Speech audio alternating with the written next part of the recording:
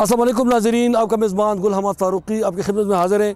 नाजरीन, इस वक्त मैं जो खड़ा हूँ तो ये कोई पानी का जौहर या कोई तालाब नहीं है और न गंदा नाली का वो है मरकज़ है।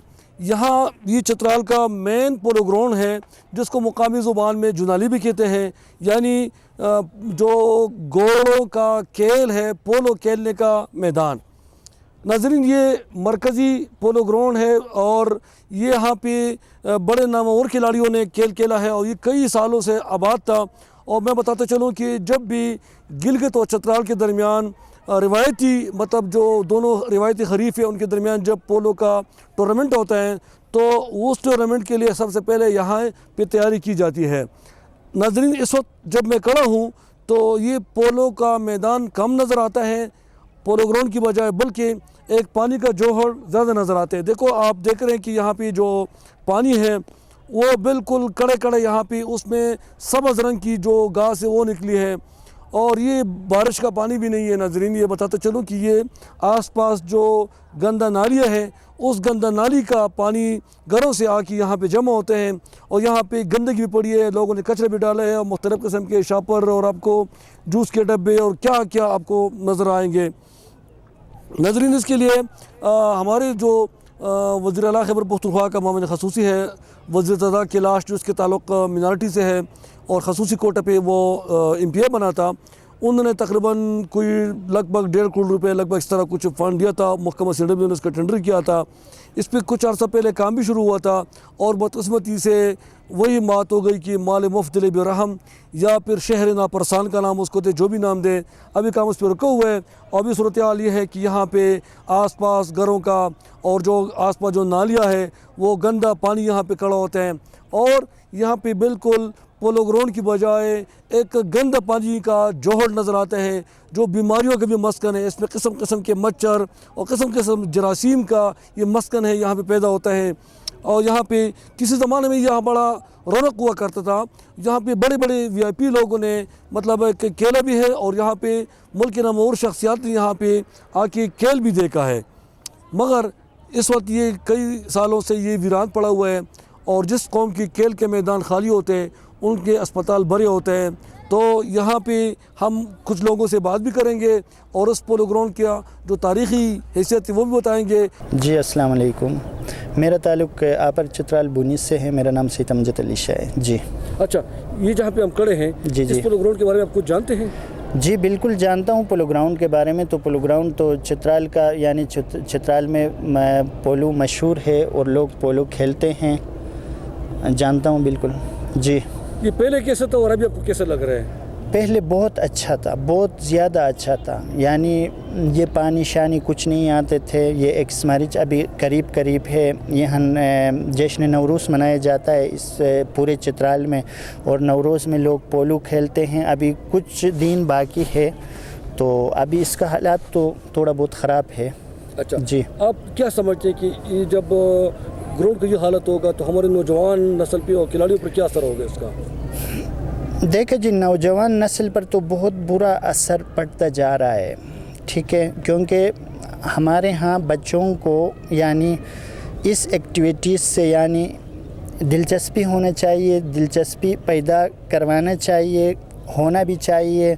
तो ग्राउंड का अगर हालात इस तरह रहेगा तो बच्चे इधर उधर हो जाएंगे, यानी खेल कूद से यानी दूर हो जाएंगे। जी। अच्छा, तो पोलो जो है चित्राल के लिए क्या अहमियत रखती है?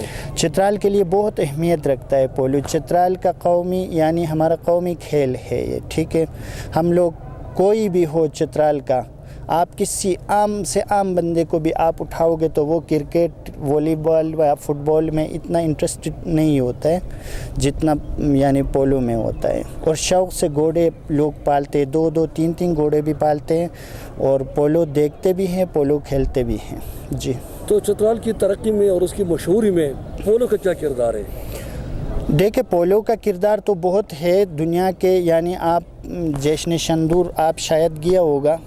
शंदूर दुनिया का वर्ल्ड हाईटेस्ट पोलो ग्राउंड है। वहाँ पोलो खेलने के लिए दुनिया के कोने कोने से सयाह आते हैं और चित्राली भी जाते हैं, पाकिस्तान के लोग भी आते हैं। तो टूरिज़म बढ़ता है और टूरिज़म जब प्रमोट होता है तो हमारे यहाँ फ़ायदा ही होता है इससे। تو شاہ صاحب اس وقت جب آپ کھڑے ہیں جی جی آپ کی فیلنگ کیا ہے اس کو دیکھ کر؟ مجھے بہت زیادہ افسوس ہو رہا ہے کیونکہ 8 سال بعد میں آیا ہوں، ٹھیک ہے. مجھے یہ دیکھ کر بہت افسوس ہوا کہ اس میں سیوریج کا پانی بھی ہے، گند بھی ہے، کچرے بھی نظر آ رہے ہیں، تو ہونا نہیں چاہیے یہ. جی آپ کیا مطالبہ کریں گے سرکار سے؟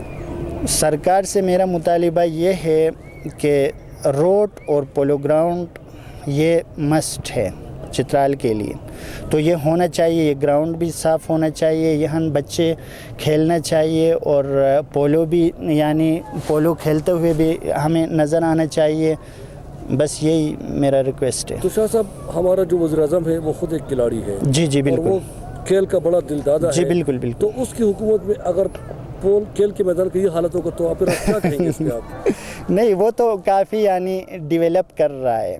ابھی یہ 1 سال پہلے سے میں سوشل میڈیا وغیرہ پر میں دیکھ رہا ہوں نا، تو ان پولو کے گراؤنڈز جو ہیں ان کو یعنی ان پر کام ہو رہا ہے، فنڈ آ رہے ہیں اس میں. اس وقت ہمیں چترال کا جو ابن بطوطہ ہے جو کئی ممالک میں جا چکے ہیں، اس کو ابن بطوطہ کا لقب ملا ہے الحاج عید الحسین صاحب. ہم الحاج عید الحسین صاحب جو تاریخی شخصیت ہے ان سے اس پولو گراؤنڈ کے تاریخی پس منظر کے بارے میں بات کریں گے. جی فاروقی صاحب بڑی مہربانی آپ کے، اور میرا نام تو عید الحسین ہے، اور میں چترال ٹاؤن میں پیدا ہوا ہوں. سن 51 میرے پیدائش ہے، اور میرا چترال کی تاریخ کے ساتھ گہری دلچسپی ہے. میں جغرافیہ کا اسٹوڈنٹ رہ چکا ہوں. بچپن سے میرے تاریخ کے ساتھ دلچسپی تھا، اس لیے میں تاریخی مقامات جو ہے ٹاؤن کے اندر اور اس شہر کے اندر ان کے متعلق میں اپنے زمانے میں جب میں چھوٹا تھا اس وقت جو بوڑھے لوگ تھے ان کے پاس میں جایا کرتے تھے، ان سے ان کے بارے میں پوچھتا تھا کہ یہ پولو گراؤنڈ کے متعلق مختلف چیزوں کے متعلق مختلف تاریخی مقامات کے بارے میں پوچھتا تھا، اور ان کی زبانی مجھے یاد ہے.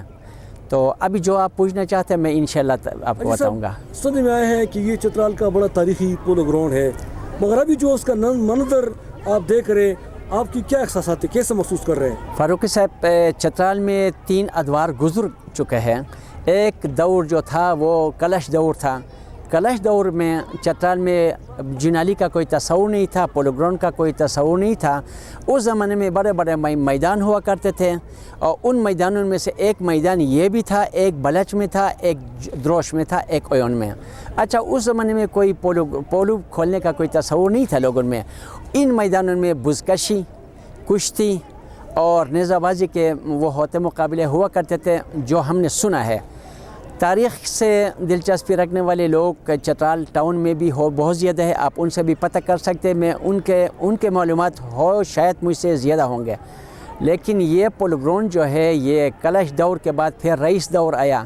رئیس دور میں چترال میں پولو گراؤنڈوں کی ترقی ہو گئی. ان لوگوں نے پولو گراؤنڈ بنایا، اس میں پھر پولو شروع کیا ان لوگوں نے. جی اس کے بعد سب سے پہلا جو بڑا پولو گراؤنڈ تھا یہ چترال کا یہ پولو گراؤنڈ جو آپ کو نظر آ رہا ہے ابھی تو اس کو میں پولو گراؤنڈ نہیں کہہ سکتا ہوں، یہ تو کھنڈرات میں تبدیل ہو چکا ہے.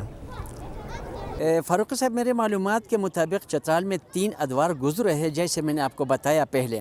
اول رئیس دور تھا، دوسرا کلش دور تھا، تیسرا کٹور دور تھا. کلش دور میں پولو گراؤنڈ یعنی جنالی کا کوئی تصور نہیں تھا، بلکہ مختلف جگہوں میں کھیلوں کے میدان ہوا کرتے تھے. ان میدانوں میں بزکشی، تیر اندازی، کشتی کے مقابلے ہوتے تھے. دوسرے دور رئیس دور کا چترال میں شہر کے اندر 2 پولو گراؤنڈ تھے. ایک پولو گراؤنڈ بلچ میں تھا اور دوسرا پولو گراؤنڈ اسی جگہ میں جہاں ہم کھڑے ہیں. آج کل بلچ والی جنالی کا نام و نشان تک نہیں ہے. یہ پولو گراؤنڈ جہاں پر ہم کھڑے ہیں رئیس دور کا تھا. اس کے بعد کٹور دور سے یہ جنالی یہاں پر موجود ہے. یہ قدیم جنالی پہلے زمانے میں گرمیوں کے موسم میں یہاں لوگ جیسے میں نے آپ کو بتایا دوپہر کے وقت آیا کرتے تھے. کام کاج سے فارغ ہونے کے بعد یہاں غسل بھی کرتے تھے، نہاتے تھے. یہ ساتھ ہی جو نالا بہتا ہے اس میں یہاں آرام کرنے کے لیے لوگ آتے تھے. یہاں آ کر آرام کرتے تھے لوگ، اور سکون سے آرام ان کو ملتا تھا. ایک دوسرے کو کہانیاں بھی سناتے تھے. یہ سرسبز تھا، ارد گرد سرسبز درخت تھے، اور بڑے بڑے جنالی 3 بڑے بڑے جنالی تھے. یہاں 3 بڑے بڑے جنالی تھے، اور اس جنالی میں گلگت اور یاسین کی ٹیمیں آ کر پولو کھیلا کرتے تھے. اور یہاں ریہرسل کر کے چترال کے پولو ٹیمیں گلگت جا کر کامیابی حاصل کرتے تھے. اور فاروق صاحب چنار کے یہ درخت جو ہے آپ کو نظر آئیں گے، ان کی عمر تقریباً 1000 سال سے کم نہیں ہے. اور اس خوبصورت جی نالی کے خوبصورت سرسبز حصے پر میوزیم بنایا گیا۔ حالانکہ جس وقت یہاں پر میوزیم بنایا گیا اس وقت چترال شہر کے اندر زمینوں کی قیمت بہت کم تھی۔ آسانی سے اتنا زمین خرید کر اس وقت کے ڈپٹی کمشنر ان کے پاس فنڈ بھی ہوا کرتے تھے، خرید کر میوزیم بنا سکتے تھے، اور مگر ایسا انہوں نے نہیں کیا۔ اس طرح اوپر والی جی نالی پولو گراؤنڈ جو ہے، اوپر والی جو بچے کھیلتے، اس حصے کو بھی کھنڈرات میں تبدیل کیا گیا۔ اس جی نالی کے نام پر کروڑوں روپے کا کرپشن کیا گیا۔ اوپر والی جی نالی کے ساتھ والی زمین کو خرید کر اس وقت شامل کیا جا سکتا تھا، اس پولو گراؤنڈ کی خوبصورت حصے میں اضافہ کیا جا سکتا تھا۔ یہاں پر پولو کھیلا جاتا ہے، پولو بادشاہوں کا جن بازوں کا کھیل ہے، اس میں کئی جانوں کا ضیاع بھی ہو چکا ہے۔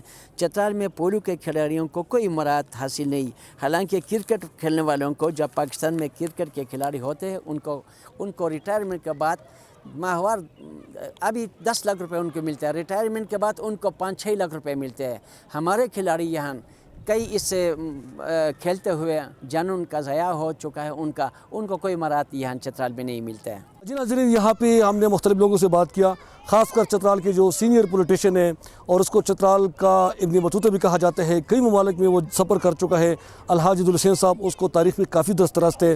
ان کا کہنا ہے کہ میں تقریباً 50 سالوں سے اس پولو گراؤنڈ کو میں جب سے ہوش سنبھالا ہے میں دیکھ رہا ہوں، اور یہاں پہ بہت زیادہ مطلب ہے کہ خوبصورتی تھی، بڑے بڑے درخت تھے، دوپہر کے وقت لوگ یہاں پہ آرام کرتے تھے، اور یہاں پہ صاف پانی کا نالا تھا، اس میں لوگ غسل بھی کرتے تھے۔ اب صورتحال یہ ہے کہ یہاں پہ بالکل جوہر بنا ہوئے گندا پانی کا، اور یوں لگتا ہے کہ یہاں پہ تمام شہر کے گندا پانی یہاں پہ کڑا ہوتے ہیں، اور اس گندے پانی کا کڑے ہونے کا ثبوت یہ ہے کہ اس کے اوپر جو پونجی سی ہے، سبز رنگ کا جو آبی گھاس ہے وہ نکل چکا ہے۔ یہ جو سبز رنگ کا گھاس ہے یہ 1-2 دن میں نہیں نکلتا، یہ جب پانی کئی مہینے کئی سال کڑا ہو تب یہ نکلتا ہے۔ تو آپ نے دیکھ لیا کہ یہاں پہ لوگوں نے گندگی پھینکی ہوئی اور گندگی کا ڈھیر نظر آتا ہے، اور عبدالحسین صاحب کا یہ بھی کہنا تھا کہ اس کے نام پہ کئی کروڑوں روپے آ چکے ہیں، مگر وہ کرپشن کا شکار ہو گئے۔ تو انہوں نے صوبائی حکومت سے اور خاص کر ضلع انتظامیہ سے یہ بھی مطالبہ کیا کہ اس کے لیے ایک انکوائری کمیٹی مقرر کیا جائے، جو فنڈ آیا وہ کہاں خرچ ہوا وہ اس کو بھی دیکھنا چاہیے۔ دوسری نے جو بڑی اچھی بات کہی تھی وہ یہ تھی کہ اس وقت سرکار کے پاس پیسہ تھا، یہ جو بیک گراؤنڈ میں میوزیم بنا ہوا عجائب گھر یہ کسی اور جگہ بھی بن سکتا تھا، جہاں پہ خواہ مخواہ بنا کر اس کی جو خوبصورتی تھی وہ متاثر کیا، ساتھ جو پیچھے جگہ ہے وہ بھی اس کے ساتھ شامل کیا جا سکتا تھا۔ 3 لوگوں کا یہ مطالبہ ہے کہ اس پولو گراؤنڈ کو دوبارہ اپنی اصلی حالت میں لایا جائے، اور اس میں تحقیقات بھی کی جائے کہ جس کا فنڈ کہاں پہ خرچ ہوا، کہاں پہ ہڑپ ہوا، کہاں پہ غبن ہوا، ان سے بھی وہ ریکوری کر کے اس پہ دوبارہ لگایا جائے۔